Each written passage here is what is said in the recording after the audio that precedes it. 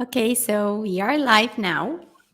Hi, everyone, and welcome to a new Teach Me series.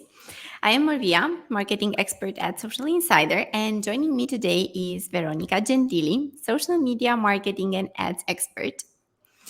With over 10 years of experience, Veronica is the author of four of the most well known Facebook marketing books in Italy. And she's also been a keynote speaker at some of the most important digital events. Thanks to her online academy, Veronica Gentili Academy, more than 9K professionals have been trained to achieve results on social media. Veronica, you are amazing. Thank you so much for accepting our invitation. Hi, nice How are to you? see you, Maria. Hi, everybody. And thanks, and you. Great. So today, Veronica and I, we are going to talk about strategies for ads campaigns on Facebook and Instagram. Mhm. And let's start with the beginning because social media has grown to become a top rated and reliable business marketing channel. It has helped many brands acquire new leads, which often turn into paying customers. And when it comes to ads on Facebook and Instagram, how to get started with them? What's your advice? Well, it's a very good question. I think it's important to have a kind of framework in order to get the best out of our meta ads, because at the end of the day, we are talking about meta ads. It's not just Facebook and Instagram. It's also audience network and messenger is getting bigger. And first of all, I think that you need to have a clear main goal in mind. I mean, what do you want users to do? Get to know your product, ask for more information, or maybe start considering to buy your product. And in which stage of the funnel you want to reach your buyer persona. This is the point. This is super important, especially for the second step, the audience choice. If you want to get more leads, you may want to target a core audience or a lookalike audience, excluding your contact database. But if you want to get more sales, you may want to consider using custom audiences and also the contact database, because you want to convert them into clients. And the last but not the least step, it is related to creative. What kind of copy, video, images can you include in order to attract the target persona attention and lead it to take action? I think that it's something else you need to keep in mind, that we are talking about a single campaign starter kit, but the best would be to have a funnel strategy in place. Okay, so I also think that testing is really important. So you can, I don't know, maybe you can conduct A/B tests and Yeah. test different things in your ads, including your placements, to determine what performs best according to your goals, as you said. Yes, testing is super important when it comes to advertising, because you don't know what works until you test it. So you need always to test anything from placements to audiences to creatives to offers. For instance, I saw that some lead magnets worked very very well in terms of cost per lead, but it didn't work in terms of conversion from lead to client. So you need to test it and see what works in order Mm, to achieve the best results you can. Yeah, totally agree with this. You said something about ads placement. So, Mhm. as you begin to build your Facebook advertising campaign in Ads Manager, you'll be able to select the place where your ad can appear. You Mhm. can choose feeds, stories, messages. There are more. From your opinion, which one performs better? That's a good question. This is something you definitely need to test, because from some markets it works better, the Facebook placement, especially the mobile feed, because they target persona are usually are using usually that placement for In other fields, you see that the Instagram placement, the story placement is working very good, especially in terms of CPM. If you are running a campaign aiming for reach and brand awareness, sometimes the best placement could be stories. But at the end of the day, there's not a secret formula, the perfect placement for anyone. For instance, I was running in these days some sales campaigns, and I saw that some of the best converting people, the best returning on investment placements were Facebook mobile feed and Instagram mobile feed, but also stories work very well. But here comes a small secret I want to share with you today. I saw that usually one of the worst performing placements is when it comes to traffic or conversion campaigns is the audience network, especially if you are targeting cold audiences, such core audiences made by interest, people that doesn't know you, that don't know you, they are just browsing their feed looking for a puppy coming out of a video or stuff like that. And sometimes you may see that these people, this kind of traffic is very low quality traffic. So pay attention when you're running traffic or conversion campaigns to audience network placement, and sometimes also the in-stream video placement can lead very bad results in terms of quality.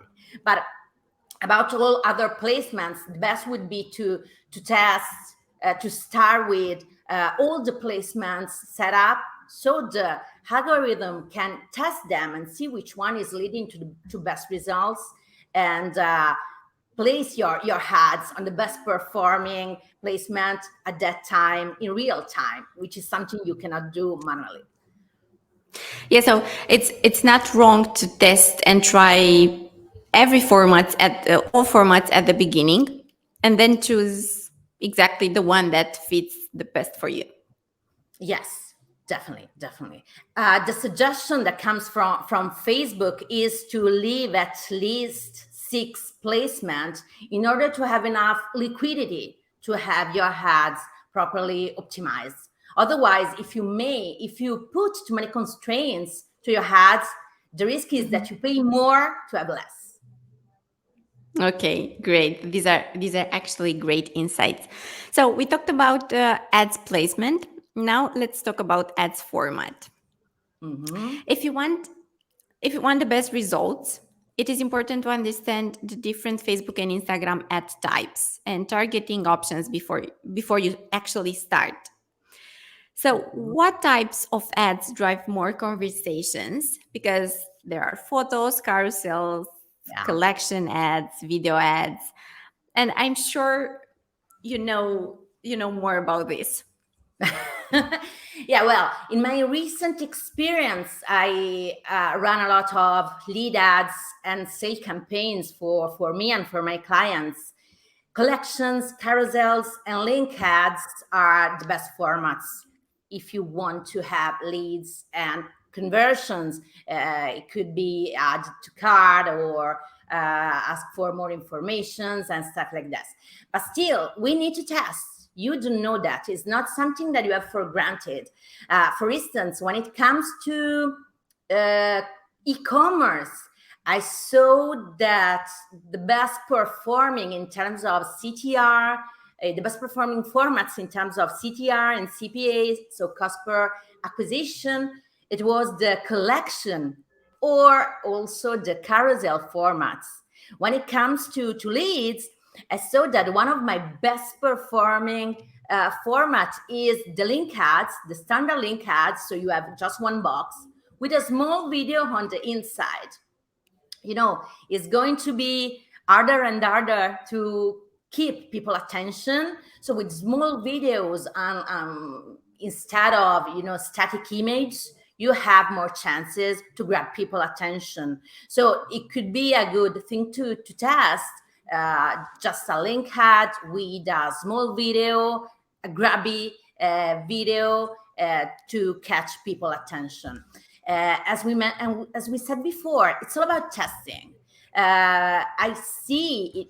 I've been I've been in this field for more than 10 years, and a lot of things changed. But at this time, I see that it's going to be harder and harder to bring people to the action, to the desired action. Also because, there's a lot of stuff and a lot of creative out there. So you need to put a lot of effort on creative and use especially videos, not just static image with that stock image telling free trial. People is getting bored from this. Start test videos, test instant experience. They are also a great format to bring attention, to take people attention, to bring awareness, and also to bring people to the consideration phase. That it's another format I use very, very often for my clients. But still, one of the best when it comes to sales is the collection and yeah, the carousel format. Yeah, so I love this part of with videos, because especially now when everyone is I don't know, is looking at reels, and it's a short format video. So I think people will really like and enjoy seeing this type of ads. Mm-hmm. So yeah, I'm sure that short videos are a success now. Um, Also, how to target the right audience, because okay, so we have the ad placement, we have the format. How to target the right audience? Well, to me, the right audience is the audience more likely to take the desired action for my ad. So this is the concept of right audience. As defined by Meta, we have three kinds of audiences. We have the core audience, the custom audience, and the lookalike audience. If you want to target someone that has never been in touch with your brand, you need to work with a core audience. The core audience is defined by interests and demographics and stuff like this. The most important thing here is to know your client. If you don't know what are the interests of your buyer personas, its behaviors, if you don't know your buyer persona, you cannot make a good targeting. Sometimes I hear something like, hey, how do you target my perfect audience? If you don't know who's your client, you cannot target him. It should be basic, but it's not. So if you want to reach someone that doesn't know your product, you want to start with a brand awareness campaign, or you're selling something that deals with impulse buying, you may want to target a core audience made by interest and so on. If you want to get leads, and also if you want to test a different kind of core audience, but more likely to be your client, more similar to your client, you may want to test lookalike audiences. So this is another right audience you can test, which is made by people similar to your seed audience. You can use as a seed audience your fan base, people that has been engaged with your page, with your Instagram account. You can target people similar to who visit your shop on Facebook or watch your product video, your hero video for more than 3 seconds. This is another audience you can test. I've run a lot of successful campaigns, especially lead generation campaigns, scaling through lookalike audiences. So you start with a core audience, an audience made by interest, demographics, and so on, and you scale to a lookalike audience, a lookalike made by people similar to who visit your landing page or open the lead form and so on. And then you have the rightest audience you may reach, which is the custom audience. So if you want to you want to have more chances to convert, you may want to reach custom audiences. There are several types of custom audiences you can reach who visit your website, so run retargeting campaigns. You may want to reach who engaged with your page or your customer database. You can upload your customer database and then reach people in order to have a bigger retention, to enlarge the customer lifetime value.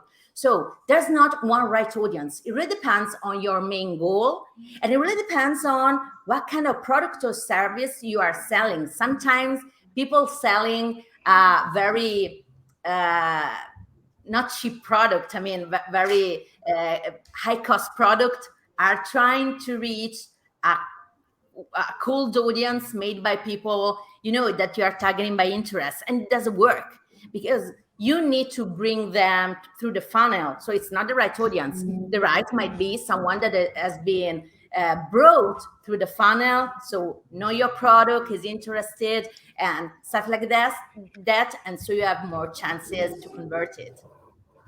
Yeah, so actually, according to your final goal, you have to test. We are back to the testing part. Yeah.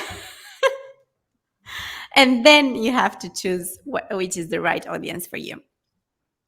I'm going back a little bit with the video formats because Osama is asking us which video formats you think that might be more likely to get best performance. So in my experience, since over 90% of traffic on Facebook and Instagram is mobile traffic, usually the best is one-to-one, or the squared, so the squared format, the square video format, 4:5. So it's a little bit thinner than the story format, which takes the whole screen. Usually they are the best simply because they take a bigger part of the screen, so you have more chances to take people attention.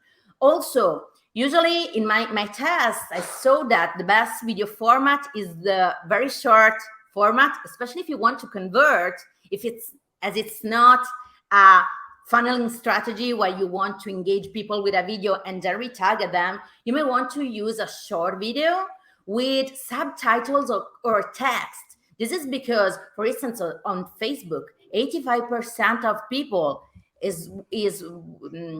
they're watching videos with sound off. So you need to guide them through the video. And something else I saw that is working are real video. People is getting bored from that old-fashioned video, stocky video. Yeah. Reels have changed the market. TikTok have changed the market. We want to see real stuff. I saw for a client of mine that one of the best performing converting video, it was one made by an amateur, by a client that was wearing their bikini and just telling, hey, it's very good, I love how it fits and stuff like that. People want to see this. So you have to test. There's nothing granted for sure, but the best would be to use something that is real, that looks real. Great. So another question comes from Juana. She's asking, how do you approach targeting for small businesses with limited budget? Limited testing, maybe? Yeah, this is a great question because at the end of the day, it's not that easy when it comes to small businesses, especially local businesses with small budget. So this is what I usually do. 20% is you have a whole budget for your on a monthly basis. You give to task just 20%, as long as it gives significant results. Okay, so just 20%. Then the best when it comes to small businesses is to be very open with targeting. You cannot be too selective because, for instance, if you want to reach people your city, you are an hairstylist or a restaurant, it couldn't be a good idea if it's a small town, a small city, to be too narrow with targeting, because if you keep narrowing the targeting too much, the audience is too small, you pay a lot, and you go into the saturation product process very soon. So it's better to have a wider targeting audience. And with the limited testing budget, I was reading the comments Yeah. from Anna. Yes, the best would be to just give 20%. You have $300 per month. Okay, let's say that. So you test this month. You are going to test just the audience. You test one thing per month. Okay, just the audience or just the creative. But the point is to do not stop testing because I do not have budget. Because that budget could be spent in a worse manner just because you didn't test. So the best is to take smaller tests. You do not have to test too much. Also because in order to be helped by the machine learning system, the meta machine learning system, you need to feed the system with enough data. So if you create too many variations, too many tests, you have your budget fragmented and you do not have enough results in order to feed the system. Have you ever seen the limited learning phase? It happens all the time if you have not enough budget. So just small tests on the biggest things of your campaign. It could be the audience, it could be the creative, it could be the offer, something else you may want to test. And then in terms of targeting, pay attention to do not be to be wider rather than too broad with your targeting. Otherwise, the risk is that you do not have enough audience to reach. Okay, great. And Veronica, I have one more question for you. Sure. What are some tips and tricks for a successful ads campaign? If you could teach me, I don't know, 3 or 4 tips and tricks. Okay, so the first one we talk about is testing, which is very important. The second is to test to add two or at least 2 or 3 variation of the same ad in terms of 2 or 3 different videos, just to have something to let the best performing one go on. That's the point. You're not testing properly, because if you had 3 variations, the best one would be picked by the system and go on, but you will have the best one that is going on, not just one. The second half is to test videos that we mentioned before. The third is to use lead form, which is a great format in order to get leads. The third, in terms of targeting, is to retarget people who engage with your page. This is something that a lot of people don't use, but for instance, one of my best performing segments in terms of return on investment and cost per lead is people who engage with my page.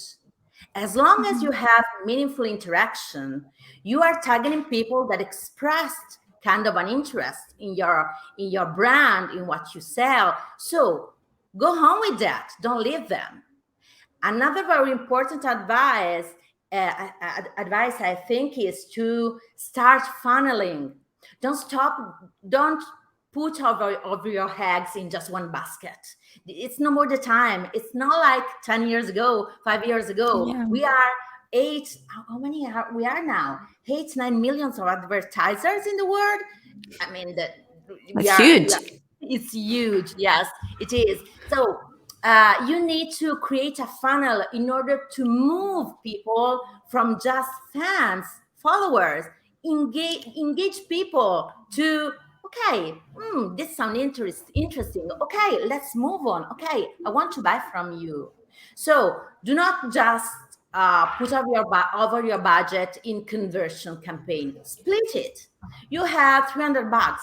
You don't need to have huge budgets, but use, for instance, one third to engage people and to nurture your custom audiences with traffic to the website and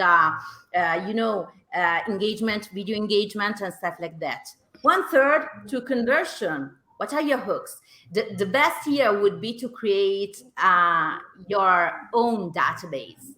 A lot of brands are still not working on this. We have the cookie apocalypse, we have the Apple apocalypse. It's going to be more and more difficult to keep people on spaces that we do not own, like Facebook, Instagram, Google, and so on. So create your database. How? Creating magnets. You can create your magnets, you can get your leads. I use a lot automation, email automation, in order to nurture my leads, and I keep working with that. On the other side, you have the conversions campaign. So put your budget into conversion campaigns. And you do not have to be an e-commerce brand in order to run these kind of campaigns. As you are a local business, you can run your WhatsApp campaign, book your table campaign, ask for a coupon, your coupon campaign. I've seen a lot of our stylists running coupon campaigns in Yeah. order to get leads. So you can do that. Yeah, that's great. Veronica, thank you so much for sharing all these insights with us. It was really great. I took some notes while you were talking. Awesome. Now, please tell us, where can people find you and follow you? They can, if they have, I don't know, more questions, they can send them to you. Of course, you can find me on veronicagentili.com. So there you can find a lot of articles and stuff could be useful for you. You can find me on LinkedIn as Veronica Gentili, also on Facebook and on Twitter, especially on Instagram, where I share a lot of news and tips through my stories. Veronica Genti, that's my username. Great. Thank you so much for your time, and thank you everyone for watching the live session with us. And see you next week. See Bye. you. Bye, guys. Bye.